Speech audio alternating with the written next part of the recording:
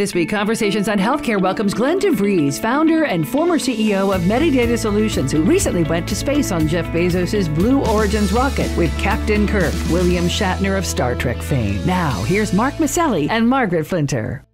We're speaking today with Glenn DeVries, co-founder of Medidata Solutions, the leading cloud platform for clinical research. He's vice chair of health and life sciences at Dassault Systems, which recently acquired Medidata. And he recently launched into space on board Jeff Bezos' Blue Origin's rocket with William Shatner of Star Trek fame. Mr. DeVries is a trustee of Carnegie Mellon University and the author of the recent book, The Patient Equation, The Data-Driven Future of Precision Medicine in the Age of COVID-19 and Beyond. Glenn, welcome to Conversations on Healthcare. Thank you for having me. Should we start off with astronaut Glenn, or just, so exciting, and welcome back to Earth. You made it safely, and you've gone where Spock and Scotty haven't gone. You've gone into space with Captain Kirk, launched aboard, as we said earlier, the Blue Origin rocket. So congratulations. But I think our audience would love to hear a little bit about that journey, and tell us the experience and how are you doing? Yeah, so I'm doing great. I thought I would feel certain ways and get to experience certain things. I think I was kind of mentally prepared for the fact that being at the top of the arc of this journey would be really incredible in terms of seeing the Earth. It's more beautiful than I can describe. I'm not sure the human brain is really prepared to see something like that. And also another incredible part was kind of being in the middle of what went from human scale and looking out the window and seeing a cactus and lines painted on a road, to patterns that you might see if you're in an airplane, to patterns that I just have never seen before as the Earth is kind of rushing away from you, and then experiencing all of that in reverse. It was absolutely incredible. It was truly the experience of a lifetime. Wow. Well, to say it sounds amazing is an understatement. But there's always people ready to bring you back down to Earth, metaphorically speaking. And certainly the space race among some of the world's most successful business people generated some degree of pushback from people who would say, no, we should be focusing on the problems here on Earth and not going off into space. But you take a different view, that many of the advances that made it possible to have a remote-controlled rocket safely sending you and a 90-year-old Captain Kirk into space has real implications for how we can improve so many other systems here on Earth that impact life and health for people. Tell us what you're thinking about when you say that. Yeah, absolutely. And I think, especially people who work in life sciences, healthcare, you begin to appreciate how emerging things happen as technologies get developed. At Medidata, we do a lot of things with decentralized research, and we put sensors on people so we can figure out what the behavioral relationship is with different diseases and treatments, et cetera. All that technology, piezoelectric sensors that were used in the Apollo program and before to look at the attitude of spaceships. So literally what we use in telemedicine today has come out of the space industry. And I think if you think about the problems that we have on Earth around the environment, around, I'm a huge supporter of water.org, how we need to purify and find and conserve and reclaim things that are just the most basic requirements for human life, water and food. There are no faucets in space. I went for 10 minutes, but as we think about humanity continuing to reach outside of the atmosphere, we're going to be solving those problems. And I feel like we've got this framework that in health we live with every day and maybe take for granted. I know it doesn't always work perfectly, but we've got regulators who protect the public health and academic and publicly funded organizations, the FDA, the NIH, the NCI, and then industry. The Pfizers, the Modernas, the Johnsons & Johnsons of the world that create this innovative cycle. Now we're seeing that in space. You've got the FAA, you've got NASA in the United States and other agencies around the world. And now Blue Origin and SpaceX and Virgin Galactic and Boeing. And we're going to see these cycles and they're going to affect life on Earth and help us solve problems here in a more impactful way than I think just the idea of getting people and getting manufacturing into space. And so I'm actually just as privileged to be able to fuel that as honestly I was to be able to see this all myself. Well, that's great. You're not only privileged, but you're very excited about it. And in your book, The Patient Equation, you say we're in this midst of this biological and technological revolution, and that we are in a race really for the holy grail of precision medicine. And congratulations on building the first significant cloud-based system to advance clinical trials, really expanding research capacity digitally. Share with our listeners what lessons you gained from that success, and how do we apply those lessons across the broader health ecosystem? And so I really think of life sciences as the part of science and medicine that creates new tools for healthcare, right? So when you have a patient who's being treated, there's certain things in the toolkit. There's medicines and medical devices and now digital therapies that whether it's a physician or a nurse or a person taking care of themselves can use. Life scientists create those new tools. And those of us who are lucky enough to kind of work in the workshop level of life sciences help create this environment that creates those new tools. And that's what I mean by this being such an exciting time from a technical revolution perspective. We're doing stuff in biology, an mRNA-based vaccine, treating rare diseases, cancers that we never thought we could treat. We're seeing what was kind of science fiction from a medical perspective become science. Meanwhile, we've got everybody on the planet connected with things in their pocket and with sensors that can look at things like their behavior and their cognition, not just their blood chemistry. Once again, science fiction is becoming science. This is a parallel to sending the person who played an iconic character for 55 years, and that actor has actually gone to space. All these things are happening. And so I think being in the center of that, again, some of the things that I've been lucky enough to see in my career, that is going to become the norm. And we're just going to see this continued cycle of innovation. The more people get excited about that, the more fuel we put in that rocket. I'm making a bad metaphor, but I think that's what really creates benefit for everybody. Yeah. Well, that is wonderful. And I really appreciate the optimism. We need some wins in this difficult period of time that we've been in. And certainly one of them, I think the wins was the rapid rise of vaccine development. You talked about the mRNA technology, just kind of astonishing how relatively quickly that became available. And I want to make the tie from that to, I think, one of your achievements, building a platform that really facilitates clinical trials, makes them more widely available, maybe really transforms our ability to do research that's based on large numbers of people wherever they live. Tell us what kind of transformation you're anticipating in clinical trials, and what is this going to mean for people around the globe, not just around the major medical centers, but really around the globe, their ability to participate in this. Yeah, well, apropos to what I was saying about we make new tools, we have to create evidence that these tools work. One of the reasons that the vaccines were developed so quickly is, frankly, we were standing on the shoulders of giant amounts of research and development that had been done around vaccines, both mRNA and others. But then we were able to generate evidence very quickly because we connected with people in new ways in their homes, with apps, with things that could get the data that was needed to generate that evidence that these vaccines were safe and effective and valuable. The fact that we did that remotely, the fact that we built these infrastructure components around generating that research means that we're creating tools for healthcare, not just the evidence generation, but actually these vaccines that could be deployed in ways that means there's more equity and more access in how the tools are used. So I actually see this world of decentralized research and of telemedicine as actually creating yet another kind of era in healthcare where we don't have to worry about getting the doctor or whoever the practitioner is and the patient in the same room. That means that we can treat people regardless of geographic location, regardless of socioeconomic status, in a much more scalable, equitable way. That's also something that really excites me.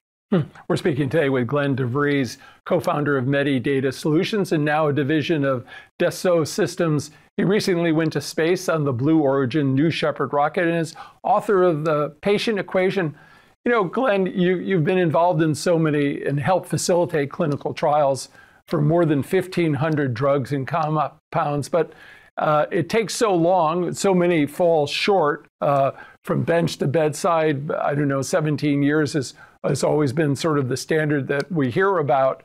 I'm wondering, when you look at something like the mRNA platform, and I think we understand that it's been around for a while, but the ability to move so quickly, where do you see it crosswalking? I know there are clinical trials on cancer and a whole range of other activities using that platform.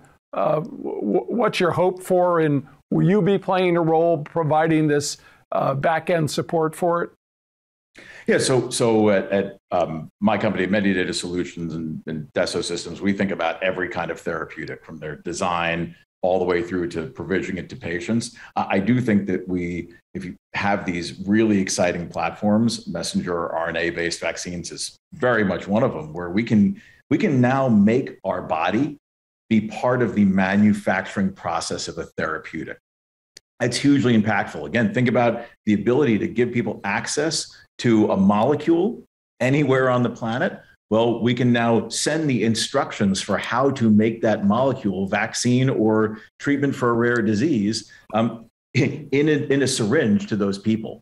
That, to me, again, is about access, but it's also about just using this idea to almost explode the number of different kinds of compounds that we can deliver. And we'll see that in almost every therapeutic area. Again, it's not just messenger RNA vaccines that are like this. These are platforms that are going to begin to come up, whether it's biological or technological, around this idea of taking what was inconceivable, building something in our own bodies, and making it commonplace. We're seeing it in cancer in terms of cell therapies that use our own immune systems to fight our cancers. Again, it's a huge paradigm shift. We can now not just manufacture things in our bodies, but we can get the systems in our bodies to actively help fight diseases. Again, this was pie in the sky ideas 25 years ago when I was first going into the industry, and now they're becoming commonplace. And again, that's reason for optimism. Are there any other mRNA-like platforms for the non-science healthcare folks that we should be keeping an eye on?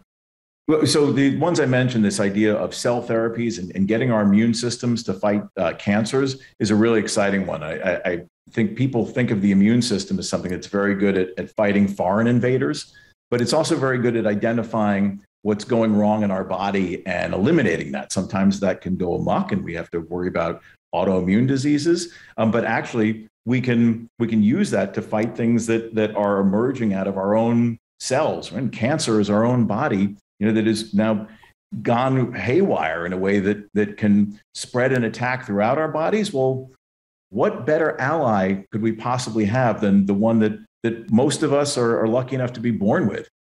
The life sciences industry, being able to turn our bodies into a tool to keep ourselves healthy, that's an amazing new platform in that context. Wow. Well, so much to look forward to in potential, and some actually in development. In this phase that we're in right now, I think there's a lot of looking back. We're seeing a lot of books and articles coming out about what happened with the COVID pandemic. Where did we do well, and where did we really fall way short? And one of the big ones was around managing the global data around the pandemic, not getting out in front because we were using maybe legacy data and legacy processes that didn't give us the kind of forecasting that we needed. So whether it's COVID-19 or the flu or the pandemics as yet unnamed, from where you sit, what are the data systems that might hold the greatest potential going forward for really improving our surveillance and disease management as other viral pathogens might take hold, and maybe giving us a much better shot at prevention in the first place? Yeah, well, I think you're right to label things as kind of legacy styles of data and systems, but frankly, there's a lot of newer systems and connectivity and data. And I think I used the words in the patient equation, like we blew it.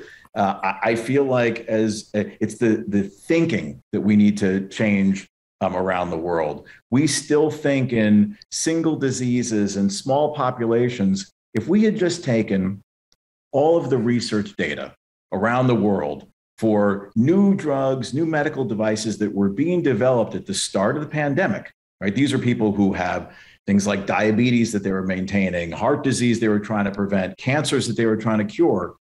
We would have looked through that and seen throughout the world people getting fevers, people taking analgesics. We could have looked at that data beyond the little scope of looking at the one disease that we were researching in that one volunteer patient and realized, oh, there's something else happening to them.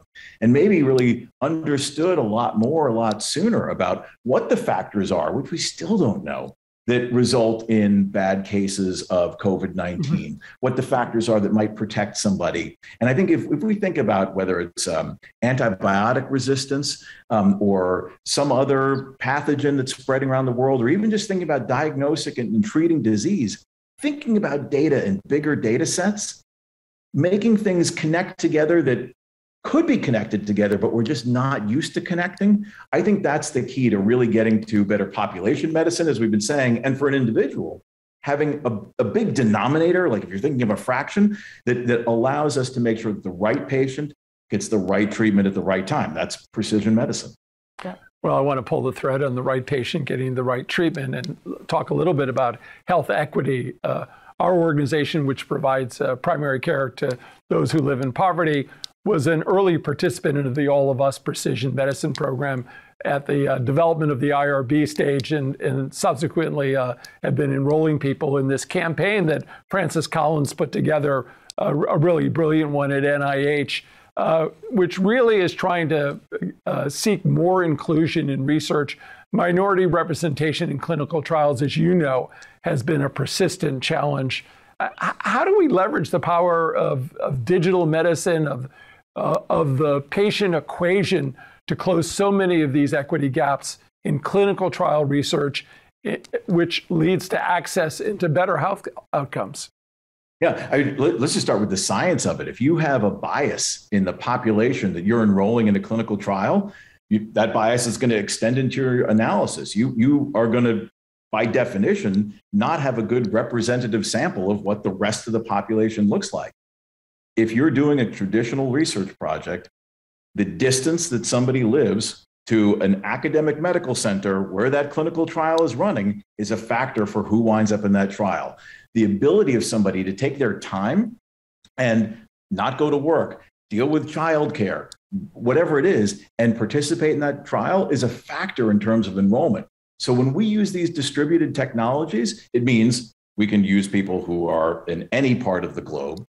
We can make it much easier for people to participate and lessen the amount of time required even to get the therapy. And maybe even in some cases, like in the example of a messenger RNA-based therapeutic, where we can get somebody's body to do some of the manufacturing, just as an example, we can start to, again, make it that much easier to just get the therapies to people and have it available. So all these things, I think, help create the best data sample of a broad set of people, and again, are setting us up for success in terms of being able to then provision that therapy once we've proven that it's valuable, once we've proven it's safe and effective, and we've discovered, because of that good sample, the right people to get it in a precision sense, then we can give it to them at scale.